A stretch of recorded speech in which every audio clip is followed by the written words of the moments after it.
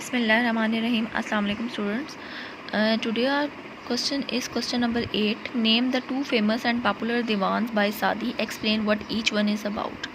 हमने सादी के जो टू फेमस दीवान थे वो बताने हैं और सेकेंडली ये बताना है कि उसमें किससे रिलेटेड बात हुई है. Answer is given on page number 27. अच्छा जी, आंसर स्टार्ट करते वक्त आपने एक लाइन लिखनी है. His best known work are Bostan, the orchard and Gulistan, the rose garden. ठीक है, उसके बाद आपने हेडिंग देनी है दी बोस्तान की. The Bostan is entirely in words से लेकर प्रैक्टिसेस तक. फिर आपने हेडिंग देनी है द गुलिस्तान की. The Gulistan mainly in pros से लेकर थर्ड लाइन पे है दरवेशिस तक. ठीक है, अच्छा अब हम इसकी रीडिंग स्टार्ट करते हैं. जो सादी की जो पॉपुलर जो उसके बुक्स हुई थी वो दो थी, बोस्तान और गुलिस्तान. अब बोस्तान कहते हैं ऑर्चर्ड, ऑर्चर्ड मीन कोई भी सिंपल गार्डन. ठीक है, और गुलिस्तान मीन जो स्पेसिफाई कर दिया है रोज़ गार्डन. ठीक है, अच्छा अब फर्स्ट है the Bostan. The Bostan is entirely in verse and illustrate Islamic virtues. Bostan जो थी वो लिखी गई थी पूरी वर्स में, वर्सेस में. वर्सेस कहते हैं कि कोई भी चीज़ जो ऐसे पोइट्री फॉर्म में लिखी गई हो. ठीक है, और स्टेंजाज में डिवाइड कर दी गई हो. ठीक है, अब बोस्तान जो थी वो वर्सेस में लिखी गई थी, जबकि गुलिस्तान जो थी वो प्रोज में लिखी गई थी. अब वर्सेस होती है जो भी पोइट्री फॉर्म में जो मटेरियल होता है उसको वर्सेस में कहते हैं, और जो गुलिस्तान थी प्रोज. प्रोज मीन्स नेचुरल या नॉर्मल स्पीच जो हम करते हैं, नॉर्मल जो एवरीडे में लाइफ में जो हम लैंग्वेज यूज़ करते हैं. ठीक है, उसको बोलते हैं. अच्छा, अब बोस्तान में किससे रिलेटेड था?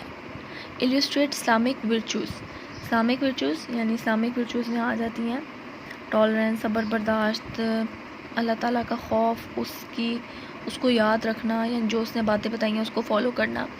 अब इस्लामिक वर्चूज़ को आगे फर्दर एक्सप्लेन भी किया, सच एज़ जस्टिस, इंसाफ, लिबरलिटी कहते हैं फ़राख दिली को, यानी जो जैसे इस्लाम ने हमें कहा है कि आपने गरीबों की भी मदद करनी है, तो इस चीज़ में फ़राख दिली. मोडेस्टी कहते हैं शर्मो हया को. Modesty is required in the interaction between member of opposite gender and in same gender also. ठीक है, सिंपल वर्ड में आप इसको ये कह सकते हो कि शर्मो हया का जो एक तकाजा इस्लाम में है उस चीज़ से रिलेटेड डिस्कशन थी इसमें वर्सेस में. एंड कंटेंटमेंट इत्मीनान को कहते हैं. It also elaborate on dervishes and their practices. अच्छा, अब दरवेशिस क्या है? अच्छा, दरवेशिस कौन होते हैं? दरवेश नाम सुना होगा आप सबने. Dervishes basically dervishes are the followers of Islamic Sufism. ठीक है, अब दरवेश वो लोग होते हैं जो अल्लाह ताला की मोहब्बत में, या कह लो कि एक लगाव के लिए, अल्लाह ताला से और करीब होने के लिए वो तमाम काम करते हैं जो अल्लाह ताला को पसंद है. एक सिंपल लाइफ स्पेंड करते हैं, बहुत ही सिंपल. ठीक है, और दूसरे लोगों के लिए काम करते हैं, यानी दूसरे लोगों को खुश करने के लिए, उनकी मदद के लिए हर वक्त खड़े होते हैं. ठीक है, वो होते हैं दरवेश जो अल्लाह ताला की मुसलसल इबादत भी करें, इबादत के अलावा वो तमाम काम करें जो उनको अल्लाह ताला के करीब कर दे. तो ऐसे लोगों को बोलते हैं दरवेश.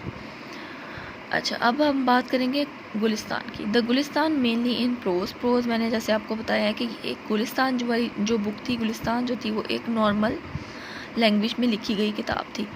Comprises personal anecdotes. एनेक्डोट्स होता है इंसिडेंट्स को कहते हैं. ठीक है, तो उसमें इस बुक में गुलिस्तान में जो सादी ने लिखा था वो उनके कुछ पर्सनल इंसिडेंट थे जो उनके साथ हालात व वाक़यात गुज़रे थे.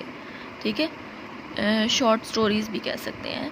Stories, opinions and advice for the reader. इसके अलावा एडवाइजेस थी रीडर्स के लिए, यानी जो रीडर्स उसको पढ़ने वाले थे अपने इंसिडेंट से जो उनके साथ हालात व वाक़यात गुज़रे थे, तो साथ में उनके लिए एडवाइजेस भी थी रीडर्स के लिए. And the poet's reflection of monarch and दरवेशिस.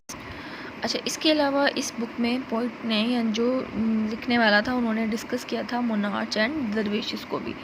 Monarch क्या है? मोनार्च किसी भी स्टेट के किंग या क्वीन या फिर कोई भी एम्परर के बारे में जब बात होती है तो उसके लिए मोनार्च का वर्ड यूज़ होता है. ठीक है, किसी भी स्टेट या किसी भी एम्पायर का जो एम्परर होता है या किंग या क्वीन होती है उससे रिलेटेड बात को उससे रिलेटेड जो वर्ड यूज़ होता है वो है मोनार्च। ठीक है, इसमें मोनार्च और दरवेशिस का भी जिक्र था। दरवेशिस में मैं आपको ऑलरेडी एक्सप्लेन कर चुकी हूँ।